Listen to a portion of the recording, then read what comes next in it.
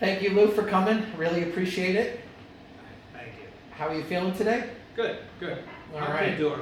All right. So today we're going to be speaking with a few different people. I know you've been involved with NYSMEA from the beginning of time.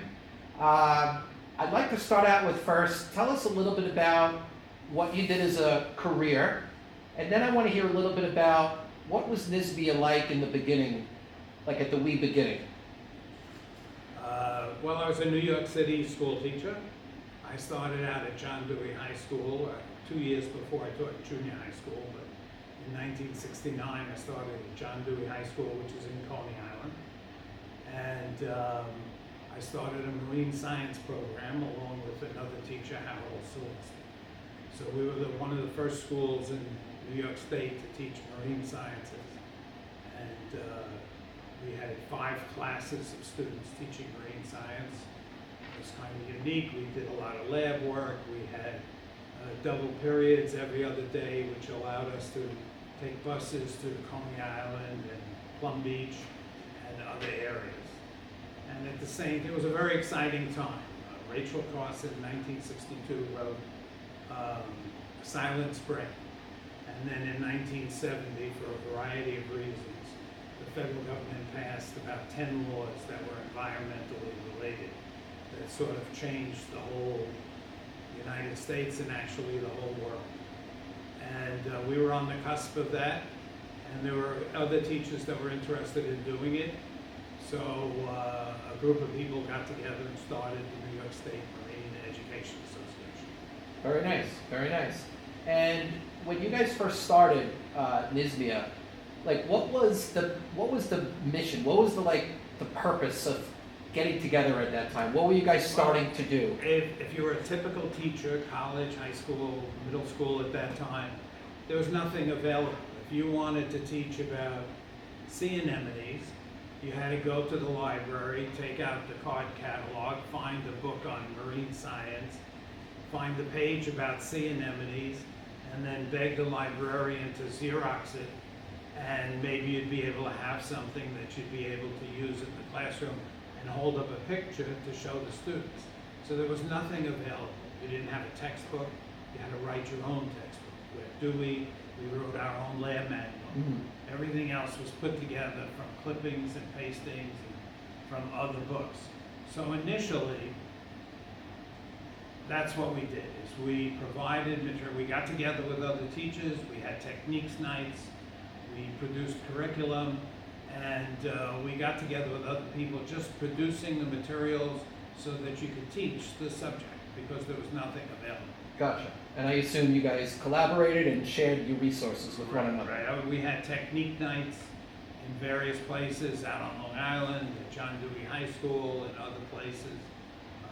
We hooked up with the college. We had a lot of college involved. So we hooked up with Southampton College, that some other people may have mentioned as part of this program. And again, John Dewey High School is so unique that Southampton actually sent the bus to pick us up and bring us to the school and then bring us back again. So we had a unique collaboration with Southampton College at the time. Very and cool. Again, a lot of the NYSMEA people out at Southampton were founders of NYSMEA. Aha. And tell me where you grew up. Where did you grow up as a kid?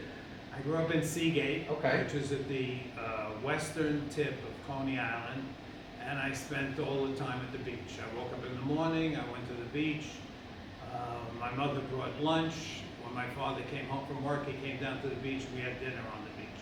Do you think that played a big impact on why you got into the career that you're in? My aim was to continue doing that throughout my life and make money.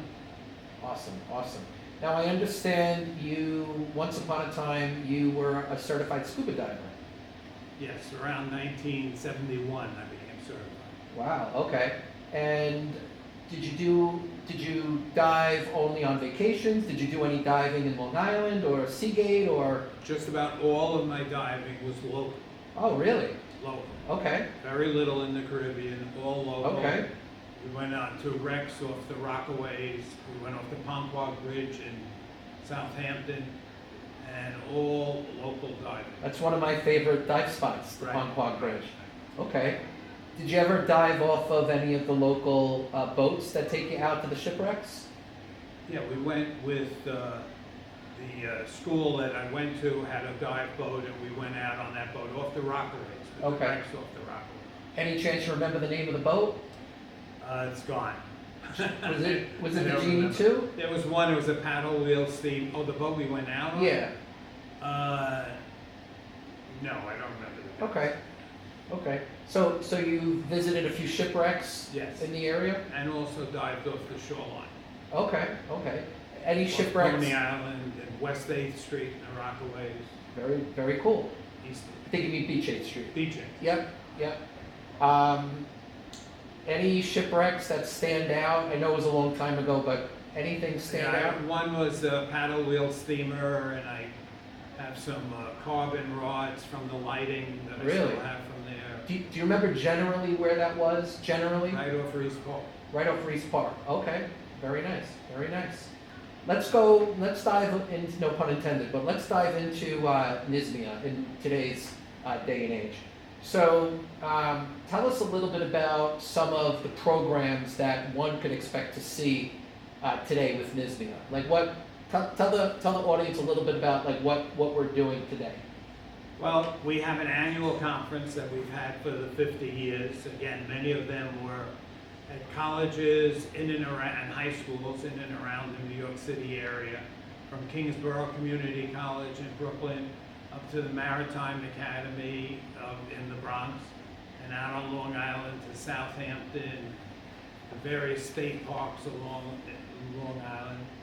And so that's the mainstay, is that we have the conference every year. And are teachers able to get any kind of continuing education credits by attending these conferences? We always gave certificates throughout the years, because many of the school districts gave the teachers various types of credit Okay. for doing it. Okay. Recently, there's a certain certification program used in New York City, but there are also statewide certifications. It's changed over the years with the various laws that were passed. Gotcha. Okay. Take me into one of these conferences. Do these conferences only take place like inside? Is it outdoors? Is it a little bit of both? Tell us a little bit about what we could expect at one of our conferences. Well, you can really divide them into two different types of conferences. Okay. One type of conference is a one-day conference, such as the one that we're going to be having. This is 2025, and we're going to be having our next conference on May 3rd at SUNY Maritime, Okay. where people have the fantastic opportunity of going out on the Empire 7, I think it Okay. is, their new vessel, which again is a fantastic opportunity. But then other people will go out on their 45-foot research vessel and training vessel and do various, take trawl nets and sample oxygen, salinity, density, various parameters, while other people go seining from the beach. So we have a whole variety of activities this year that are all actually on campus, which are fantastic. That sounds But great. in other years, we've gone on various field trips to local areas surrounding wherever the conference is. Then people come back and have lunch, and then there's various presentations, a keynote speaker, Later. and our auction that we have. And and that's most of the conferences that we have. But probably 10 or 15 of the conferences have been multi-day conferences, such as the ones we've had at, I think it's Black Rock State Park upstate, Okay. or at Southampton College, or at Hofstra University, where people would come, let's say on a Friday, and go on field trips all day. And then Saturday, there would be workshops and more field trips. And then on Sunday morning, there would also be an activity. So Okay. it falls into those two groups. Thank you. I understand NYSMEA is having its 50th anniversary coming up soon, or are we in? Yes, this is it. This is this it. is it, yeah. So we're 50 years in. We started meeting in 1974, and then we were actually incorporated in 1975. Okay. We actually had two conferences that year, because the first one went so well, we decided to meet again Okay. over the summer. Okay, great. If you could paint a picture of where you would like to see NYSMEA in 50 years from now, probably not going to be me doing the interviews, but when the next person's doing the interviews, what? But I'll still be. You'll still be here. I probably won't be here, but where would you like to see NYSMEA in 50 years from now? Like, if you could just paint the picture. Well, I started out by saying that in the beginning there was no information available. And at this time, it's changed tremendously. That is, there is so much material available in all different types of media that basically what we have to do is curate materials for the teacher and the non-traditional educator that they could use in the classroom or use out in the field. We would like to get together with people still at various facilities and demonstrate what could be done with classes or with the general public, and also to produce curriculum material that could be used in the classroom. Gotcha.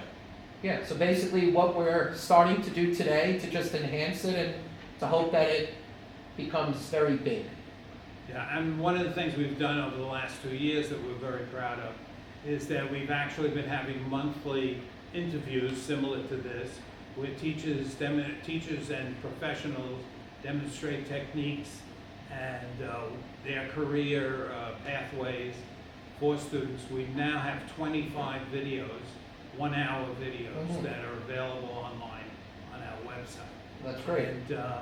And of course, we run various field trips, and our Strandline newsletter, which has gone through various iterations over the years, is now fantastic in that it's become very significant. If you were to print it out, it would be 25 pages. And again, it's available online as well as our Facebook page and our web page. That's great. If somebody from our viewing audience wanted to see one of these monthly presentations, what do they have to do? Where do they have to go? Just go to www.nysmea.org, Okay. or go to our Facebook page. And what is there a specific day of the month we have? They're all free. They're called the First Thursday Lecture Series. Okay. So most of them occur on the first Thursday of the month. Okay. Great. Well, Lou, I thank you so much for being here, and I thank you so much for your contribution to the organization. So thank you so much for coming today. Thanks a lot.